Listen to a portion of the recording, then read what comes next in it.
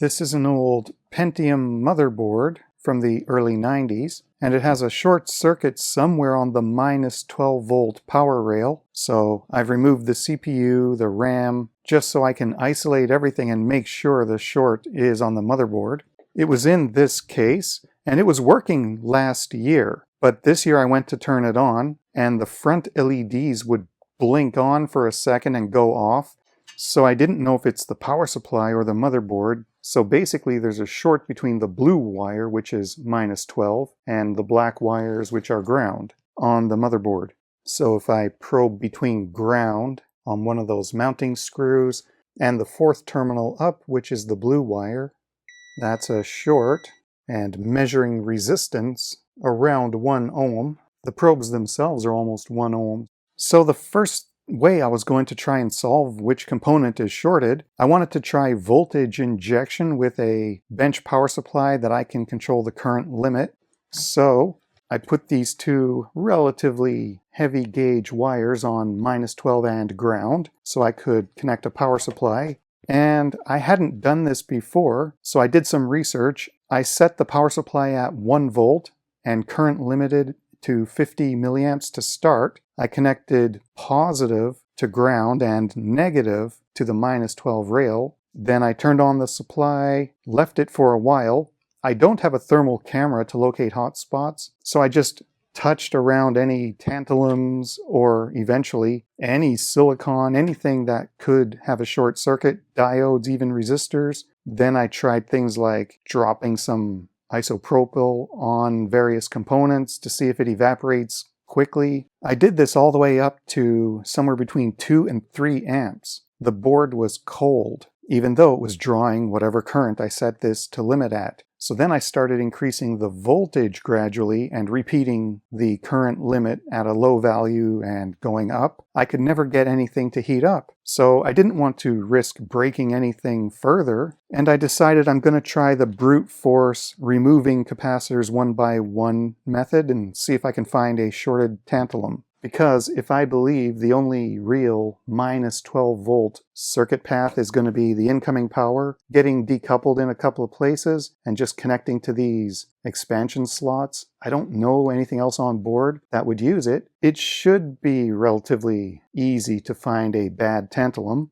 Not knowing which capacitors are on the minus 12 rail, if I just take one probe on the minus 12, all I need to do is check continuity on both sides of each capacitor until I find one where both sides are shorted. Because, let's say one capacitor is across plus 5 and ground, I'm going to get a beep at ground because I'm connecting to ground, but at plus 5 there's not going to be continuity. If I get to a capacitor that's on minus 12, on one side it's ground, the other side is minus 12, and I know that rail is shorted, so I should get continuity on both sides, and that'll be one of the suspicious capacitors. So here, there's no continuity on one side, and the top connection must be ground, but it's not a minus 12 rail. This next capacitor, I have continuity to ground on the bottom, nothing on top.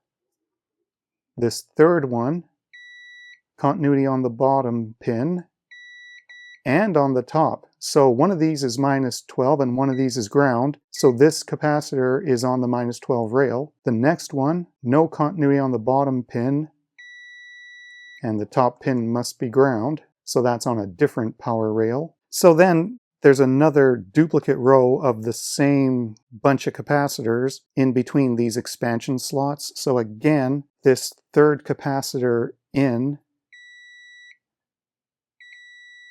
has both sides shorted, so that's on the minus 12 rail. And also one of the ones up here is doing the same behavior. So I put that little dot with a marker on the one that looked like it was across minus 12. Same with this one here and this one here. Those are the 3 that I found. I'm just going to go over and try to remove these one by one, see if I can find one of these causing a short.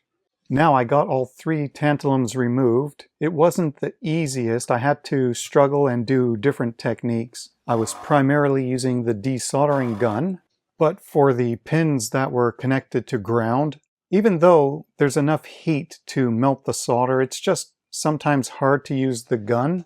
So I easily cleared out the -12 pin. Then I just added more solder to the ground pin and used a regular iron and grabbed the part with pliers on the component side and just removed the final pin.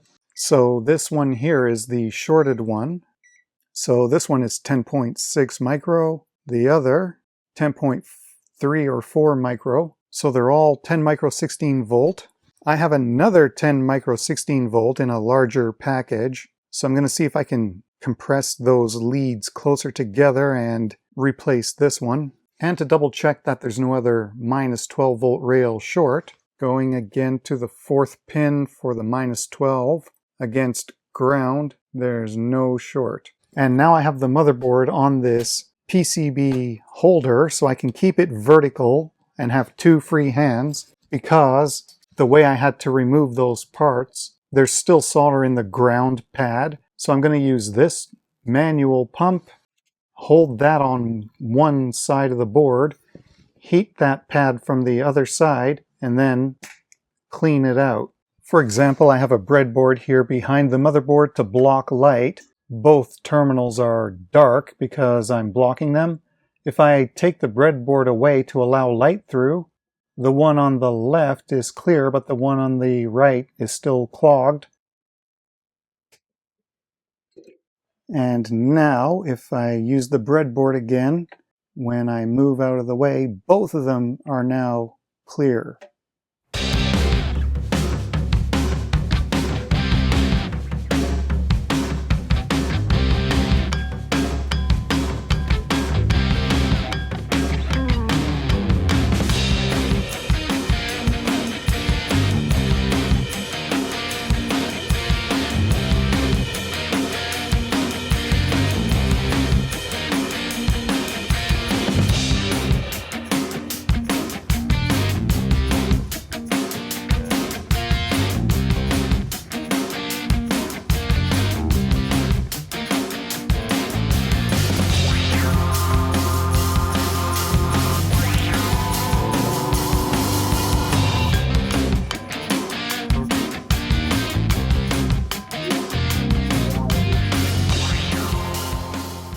And after fumbling around with it, and I only have a VGA card in for now, so I can see what happens when I boot.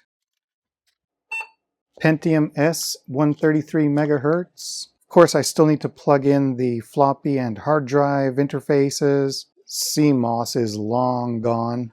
DS12887 CMOS module. So I just need to get some of this other stuff reinstalled and figure out why I wanted to get an old Pentium running in the first place.